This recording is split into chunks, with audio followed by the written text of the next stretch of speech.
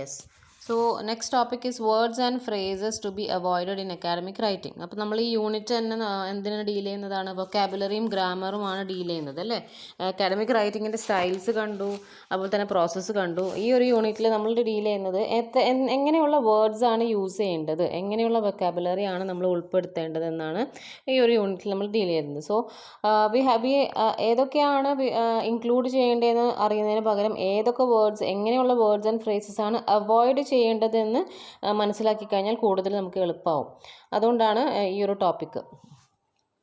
Okay, നമ്മളെപ്പോഴും പറയുന്നത് പോലെ തന്നെ എവറിഡേ കോൺവെർസേഷൻസിലും കൊളോക്കിയൽ സ്റ്റൈൽസും സ്ലാങ് എക്സ്പ്രഷൻസും ഇതൊക്കെ അവോയ്ഡ് ചെയ്യണമെന്ന് നമ്മൾ കുറേ പറഞ്ഞു അല്ലേ. ഫോർമൽ ലാംഗ്വേജ് ആണ് നമ്മളെപ്പോഴും യൂസ് ചെയ്യേണ്ടത് academic റൈറ്റിങ്ങിൽ.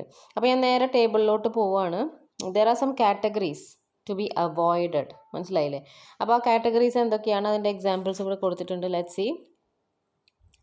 The first category to be avoided that is given here is contracted forms. ഈ contracted forms ഞാൻ ഓൾറെഡി ഡിസ്കസ് ചെയ്തിട്ടുള്ളതാണ് ക്ലാസ്സിൽ. എക്സ്പാൻഡഡ് ഫോംസും കോൺട്രാക്റ്റഡ് ഫോംസും. കോൺട്രാക്റ്റഡിൻ്റെ ഓപ്പോസിറ്റ് ആണ് expanded forms. As I all know, ഇവിടെ കൊടുത്തിട്ടുള്ളത് can't, isn't, doesn't, won't. ഇതിൻ്റെ എക്സ്പാൻഡഡ് ഫോംസ് ഏതൊക്കെയായിരിക്കും എന്ന് പറഞ്ഞു തന്നെ.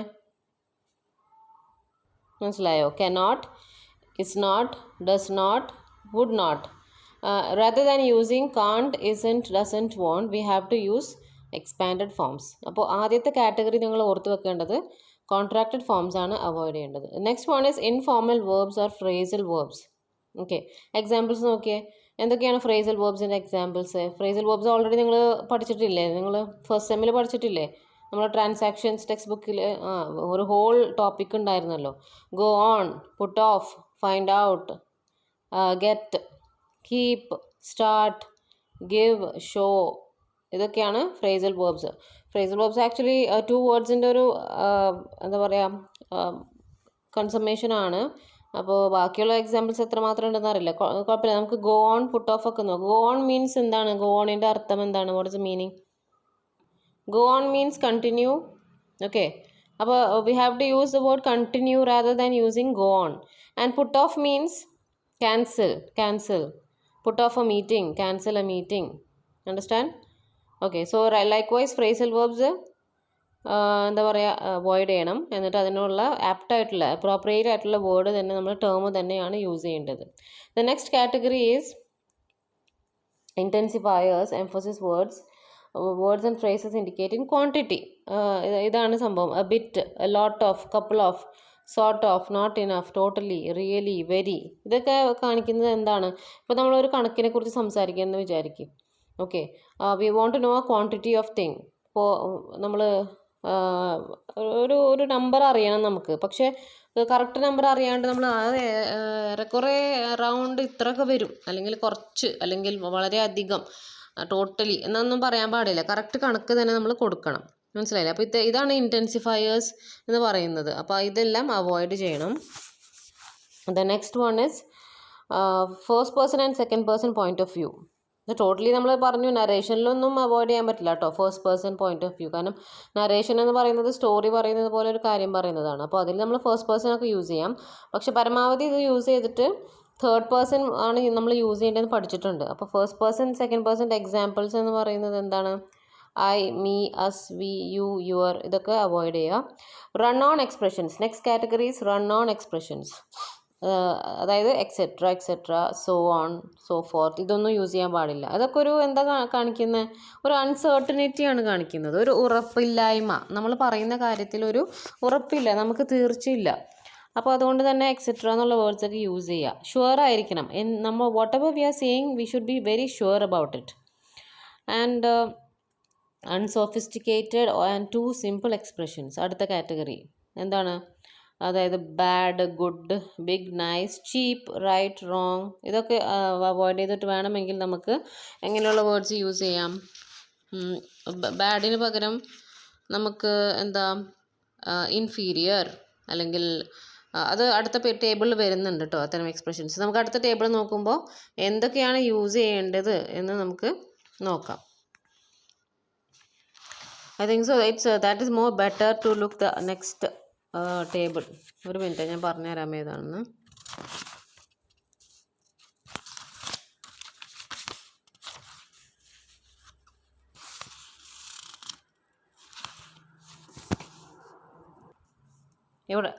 ഇവിടെ കണ്ടോ നിങ്ങൾ?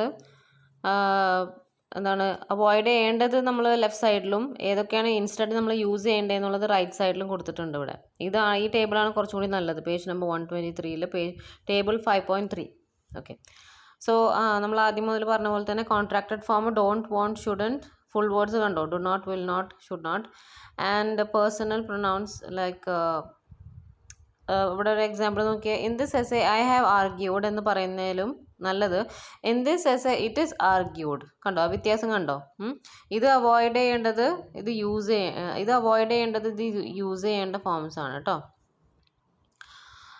ആൻഡ് അടുത്ത കാറ്റഗറി എന്ന് പറയുന്നത് ഇൻഫോർമൽ വേർബ്സ് അവോയ്ഡ് ചെയ്യുക. Puttu off, find out, bad, good. അപ്പോൾ അതിന് പകരം നമ്മൾ ക്യാൻസൽ അല്ലെങ്കിൽ പോസ്റ്റ്പോൺ എന്നൊക്കെ പറയാം. കണ്ടിന്യൂ, പോസ്റ്റ്പോൺ എന്നൊക്കെ പറയാം നമുക്ക്. പിന്നെ അടുത്തത് കൊളോക്കിയൽ എക്സ്പ്രഷൻസ്. ഓഫ് കോഴ്സ് നമ്മൾ എപ്പോഴും പറയുന്നതാണല്ലേ. കൊളോക്കിയൽ എക്സ്പ്രഷൻസ് ഒഴിവാക്കുക. Get out of hand. Get out of hand നമ്മൾ സ്ഥിരം മലയാളത്തിലും യൂസ് ചെയ്യുന്നതാണ്. കയ്യിൽ നിന്ന് പോയി എന്നൊക്കെ പറയില്ലേ.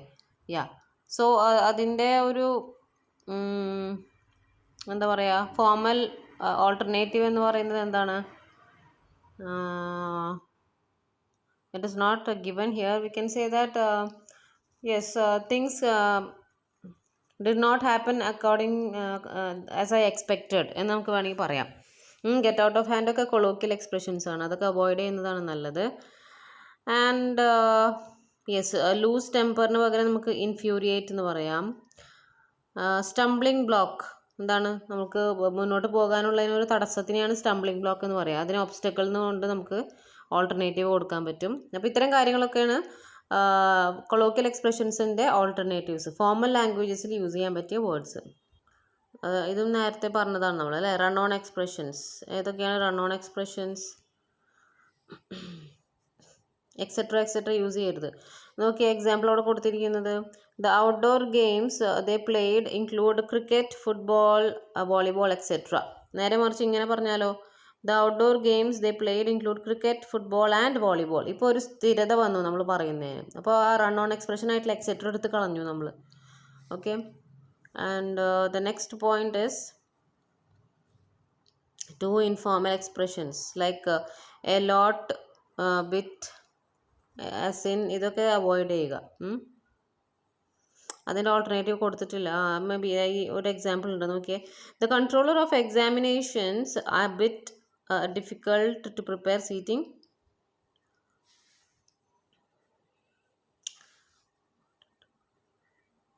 Bit difficult to prepare seating arrangements. ഇവിടെ ഒരു തെറ്റുണ്ട് കേട്ടോ ഈ ഒരു സെൻറ്റൻസിന്. The controller of examinations found a bit അല്ലെങ്കിൽ ഫെൽറ്റ് എ ബിറ്റ് എന്ന് വേണം ഇവിടെ പറയാനായിട്ട്. ആ ഫെൽറ്റ് എന്നുള്ളത് വാക്ക് അവിടെ ഒഴിവാക്കിയിട്ടുണ്ട് അവർ. അതിന് പകരമായിട്ട് നമ്മൾ എന്ത് പറയണം? The control of examinations found it difficult to prepare seating arrangements. നേരിട്ട് അങ്ങനെ പറഞ്ഞാൽ മതി നമ്മൾക്ക്. അവിടെ ബിറ്റ് എന്നൊന്നും യൂസ് ചെയ്യേണ്ട ആവശ്യമേ ഇല്ല. Okay, and the next point to be avoided, the next category to be avoided is redundant expressions. ഈ redundant expressions എന്ന് പറയുന്നത് നമ്മൾ സ്ഥിരം ഉണ്ടാക്കുന്ന മിസ്റ്റേക്സ് ആണ് ഇതെല്ലാം തന്നെ. നോക്കിയേ, ഫോർ എക്സാമ്പിൾ ആക്ച്വൽ ഫാക്ട്സ് എന്നുള്ളത്, ഫാക്റ്റ് എന്നുള്ളത് എന്താ നമുക്ക് ഓൾറെഡി അറിയാം. ഇറ്റ് ഈസ് സത്യം അല്ലേ. അതായത് വാസ്തവമായിട്ടുള്ളതാണ് ഫാക്ട്സ് എന്നുള്ളത്. അപ്പോൾ അവിടെ നമ്മൾ വീണ്ടും അതിനെ എന്താ പറയുക, ഒന്നും കൂടി ഫോഴ്സ് ചെയ്യാൻ വേണ്ടിയിട്ട് ആക്ച്വൽ എന്നുള്ള വേർഡ് യൂസ് ചെയ്യേണ്ട ആവശ്യമില്ല. ഫാക്റ്റ് എന്ന് പറഞ്ഞാൽ തന്നെ ആക്ച്വൽ ആയിട്ടുള്ള കാര്യമാണ്. സോ ആക്ച്വൽ ഫാക്ട്സ് എന്ന് പറയേണ്ട കാര്യമില്ല. അങ്ങനെ 2 തവണ റിപ്പീറ്റ് ചെയ്യപ്പെടുന്ന വേർഡ്സ് ഒരുമിച്ച് വരുമ്പോഴാണ് അതിനെ റിഡണ്ടൻറ്റ് എക്സ്പ്രഷൻസ് എന്ന് പറയുന്നത്. മനസ്സിലായില്ലേ? അപ്പോൾ അഡ്വാൻസ് വാർണിംഗ് അടുത്തൊരു എക്സാമ്പിളാണ്. Advance warning. What is mean by advance warning? What is mean by warning എന്ന് പറഞ്ഞാൽ തന്നെ അഡ്വാൻസ് ആയിട്ട് നമ്മൾ ഒരാളെ ഒരു കാര്യത്തെക്കുറിച്ച് ബോധവാന്മാരാക്കുന്നതാണ് വാർണിംഗ് എന്ന് പറയുന്നത് അല്ലേ. അപ്പോൾ വീണ്ടും അവിടെ അഡ്വാൻസ് എന്നുള്ള വേർഡ് നമുക്ക് ആവശ്യമില്ല.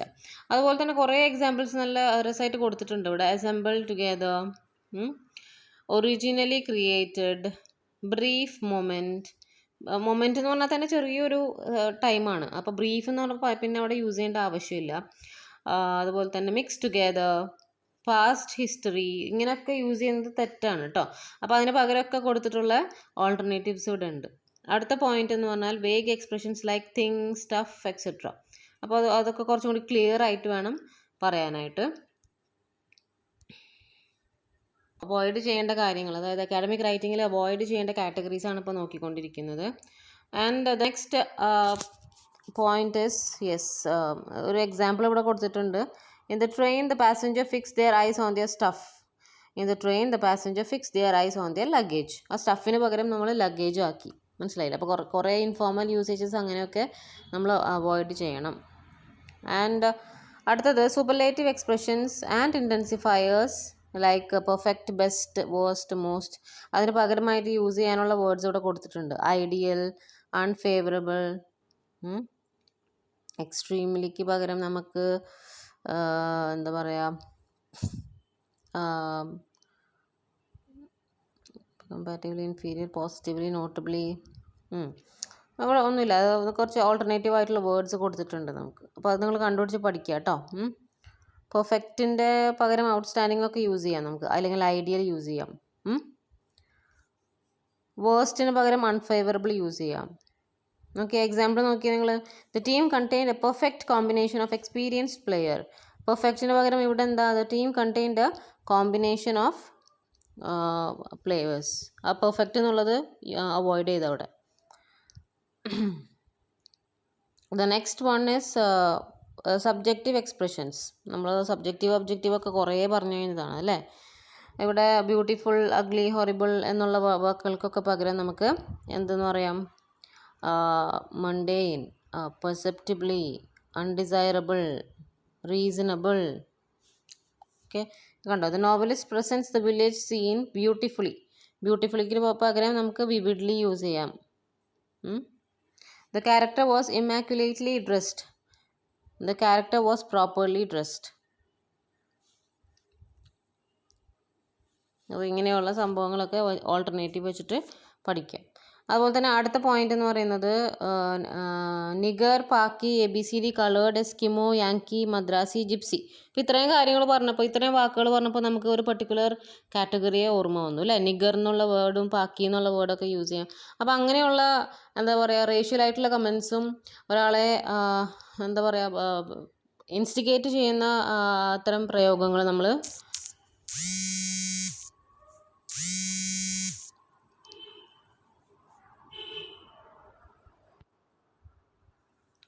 അത്തരം യൂസേജസ് നമ്മൾ അവോയ്ഡ് ചെയ്യണം. ഓക്കെ, അതിന് പകരം നമ്മൾ അക്സെപ്റ്റബിൾ ആയിട്ടുള്ള എക്സ്പ്രഷൻസ് ഏതൊക്കെയാണ്? ആഫ്രിക്കൻ എന്ന് വിളിക്കാം. We should not call African negro എന്ന് നമ്മൾ പഠിച്ചിട്ടില്ലേ. We should not address them as negro or nigger. We can call them as black or the Africans. അതുപോലെ തന്നെ പാക്കി എന്ന് പറയുന്നതിന് പകരം Pakistani. that it is more apt, it is more appropriate in academic writing. Yes, gendered expressions. The next point, the next category to be avoided is gendered expressions. ഏതൊക്കെയാണ് ജെൻഡർഡ് expressions എന്ന് പറഞ്ഞാൽ, ഒരു particular ജെൻഡറിനെ കാണിക്കുന്ന എക്സ്പ്രഷൻസ്, അതായത് ഫയർമാൻ, ചെയർമാൻ, വുമൺ ഫോട്ടോഗ്രാഫർ. ഇപ്പോൾ photographer എന്ന് പറയുന്നത് ഒരു പ്രൊഫഷനാണ് അല്ലേ. അപ്പോൾ അത് മാൻ ആയാലും വുമൺ ആയാലും photographer is A photographer. So woman photographer എന്ന് എടുത്ത് പറയേണ്ട കാര്യമേ ഇല്ല. മനസ്സിലായില്ലേ? അതുപോലെ തന്നെ an actor is A one who acts അല്ലേ. അപ്പോൾ ആക്ട്രസ് എന്ന് പർട്ടിക്കുലർലി പറയേണ്ട കാര്യമില്ല, നമുക്ക് ആക്ടർ എന്ന് തന്നെ വിളിക്കാം. അപ്പോൾ അത്തരം ജെൻഡേർഡ് എക്സ്പ്രഷൻസ് അക്കാഡമിക് റൈറ്റിങ്ങിൻ്റെ കാര്യം കേട്ടോ നമ്മൾ പറയുന്നത്, അത് നമുക്ക് അവോയ്ഡ് ചെയ്യാം എന്നാണ് ഈ പറയുന്നത്. അപ്പോൾ പോലീസ് മാൻ, വുമൺ വേണ്ട, പോലീസ് എന്ന് പറഞ്ഞാൽ മതി. If it is a man or A woman, it is actually A profession അല്ലേ. അതുപോലെ തന്നെ വേറെ കുറേ എന്താ പറയുക എക്സാമ്പിൾസ് കൊടുത്തിട്ടുണ്ട്, അതിൻ്റെ ഓൾട്ടർനേറ്റീവ് ഇവിടെ കൊടുത്തിട്ടുണ്ട്. പേഴ്സണൽ ഓർ ജഡ്ജ്മെൻ്റൽ എക്സ്പ്രഷൻസ്, അതായത് I believe, in my opinion അങ്ങനെയൊന്നും പറയണ്ട. As shown in the table, considering the results അങ്ങനെയൊക്കെ പറഞ്ഞാൽ മതി. നമ്മളുടെ പേഴ്സണൽ ജഡ്ജ്മെൻറ്റ് അവിടെ ആവശ്യമില്ല. അതുപോലെ തന്നെ അവോയ്ഡ് ചെയ്യേണ്ട കാറ്റഗറിയാണ് അബ്രീവിയേഷൻസ് ലൈക്ക് ബ്രോയിൻ്റെ ഫുൾ ഫോം നമുക്കറിയാം ബ്രദർ എന്നാണ്. PROFൻ്റെ ഫുൾ ഫോം പ്രൊഫസർ. SECൻ്റെ ഫുൾ ഫോം എന്താണ്? സെക്കൻഡ്. അതുപോലെ തന്നെ ഇത്തരം അബ്രീവിയേഷൻസ് ഒക്കെ നമ്മൾ അവോയ്ഡ് ചെയ്തിട്ട് അതിൻ്റെ full form, maximum full forms use ചെയ്യാനായിട്ട് ശ്രദ്ധിക്കുക.